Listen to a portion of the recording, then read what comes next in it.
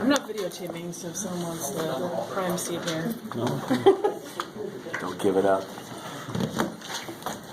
All right. Well, I appreciate you guys dealing with me this week, or not dealing with anybody. Really appreciate that.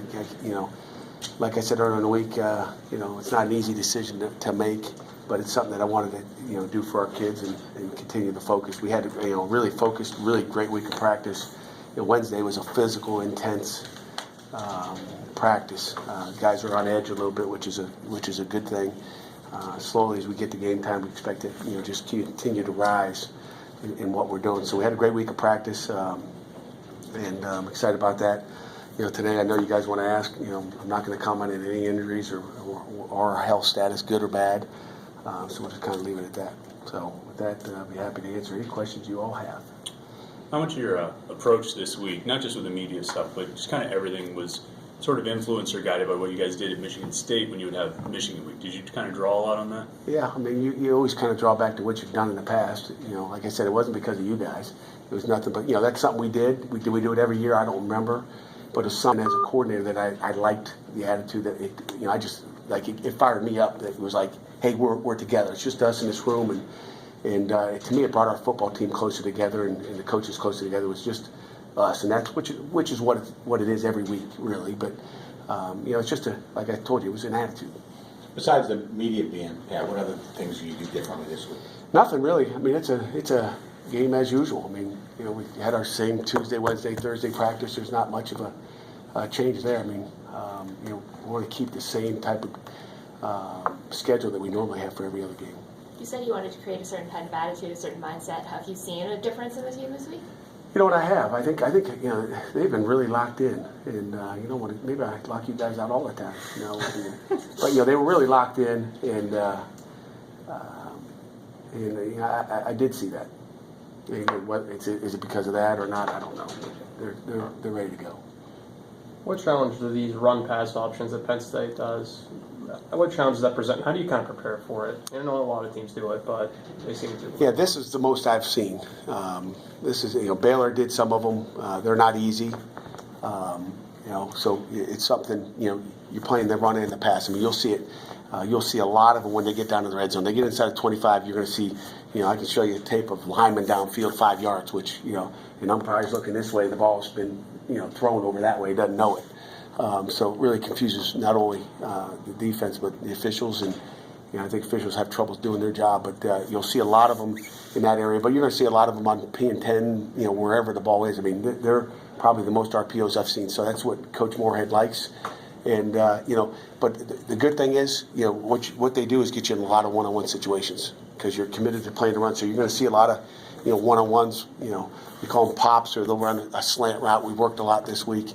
But it's all going to be one-on-ones with the safeties and the corners out there, so they're almost like in man-to-man, which we don't like to be. I'm not a man guy. We don't like man coverage, but they make you get into those situations. So, those are opportunities for them for big plays, and we got to eliminate those. The experience you have on defense, does that make you feel a bit better when you're facing a team like that creates those one-on-ones? It does. I mean, again, I think our defense is built to stop those. I mean, anytime you see a team throw a bubble and you see Terrence Webb and Reggie Mitchell drive on those bubbles, we play that different than anybody. So that's a form of that was the dinosaur, RPO is a bubble. But now they have ones that are going downfield, I mean, you can go back to, Tebow. I mean, the Tebow is him running and then jumping up and throwing the ball. It looks like a run, and all of a sudden he, throws it to a tight end in the end zone. So that's kind of what you're going to see Saturday out of their offense. If the offensive linemen are maybe downfield too far, will you have a conversation with the officials before the game? We will have a conversation. What kind of I don't know if they listen to me, but we'll have a conversation. What kind of threats does the running back Barclay pose to your defense?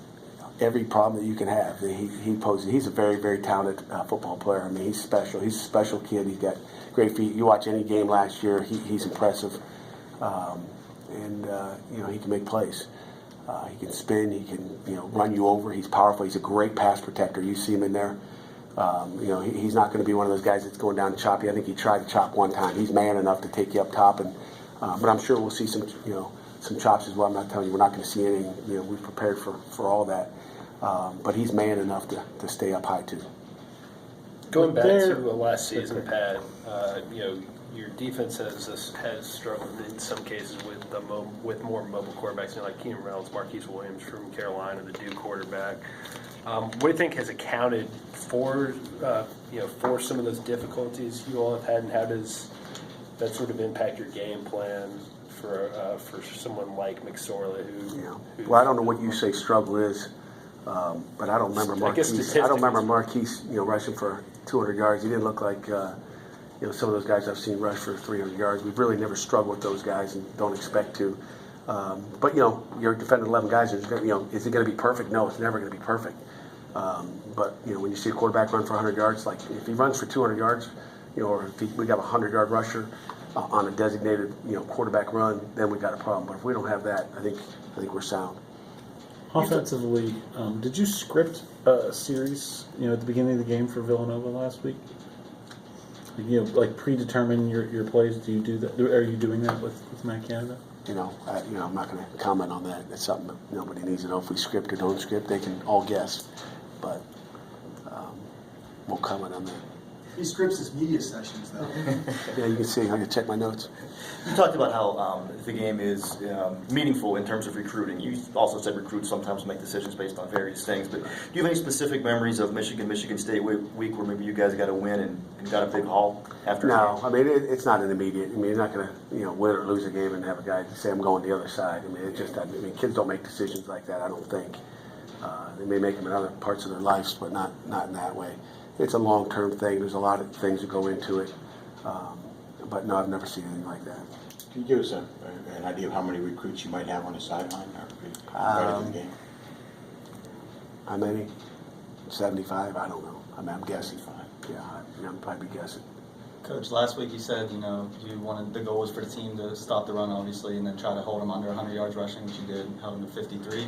This week you talked about the running back Barkley being maybe the best in the country. So do you think 100 yards is still the goal, or do you make it a little bit higher for this No, week? we don't make it any higher. The goal is the goal. It's a standard. It's Pitt standard is our defense standard that our objective is to stop the run, and having over 100 yards is not getting it done. So that's the goal, regardless of how good he is. We just got to put more guys in the box. If we got to put 14 guys in there, we'll do that. Did you challenge the offensive line to be better this week?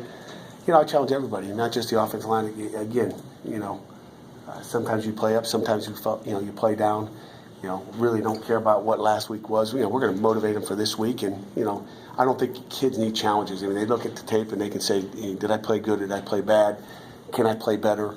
Can I play more physical? Can I play with more leverage? So I think we challenge everybody to get better every week, really. And again, I would not sit there and say the offensive line was a weakness last week. Like I said, some communication errors and again, give them credit now. I mean, they got guys on scholarship too. They're not, we didn't play the Sisters of the Poor. They're a good football team.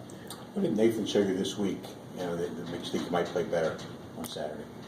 It's so hard. I didn't sit there and watch Nathan the whole time, but Nathan's had a good week of practice. I just think he was pressing and maybe just trying too hard to make plays instead of just relax and let the game come to you. And do the little things that you need to do to win a football game. Don't try to do too much. Don't try to, press every situation. I just think he wants to be perfect, and we're not going to be perfect. We're not perfect in here. I'm not perfect, and our kids aren't going to be perfect. They're going to make mistakes, but just relax and try to play the game.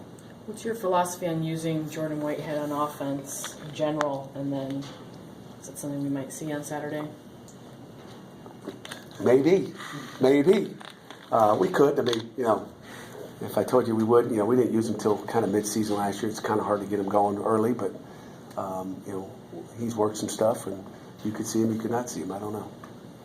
Even from a perception standpoint, Pat, how important was regularly beating Michigan in Michigan State's rise in the college football world while you were there? And how do you, and if you guys get to the point where you can beat Penn State in this series with being renewed here, how important do you feel like that could be to your program as you try to build it?